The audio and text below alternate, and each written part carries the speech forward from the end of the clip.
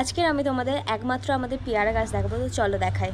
তো এই যে গাছটা দেখতে পাচ্ছ তোমরা, একদম নিচের দিকে ঝুঁকে গেছে, মানে এর মধ্যে এত পেয়ারা হয়েছে, তার জন্য পেয়ারার ভারে এটা পুরো একদম নিচের দিকে নেমে গেছে।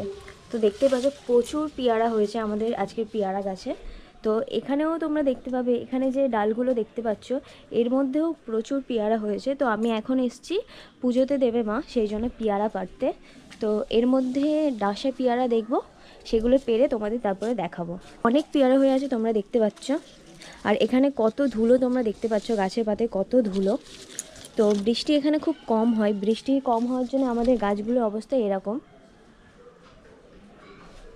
তো আমি এখান থেকে কয়েকটা ডাঁশা পেয়ারা তুলে নেব।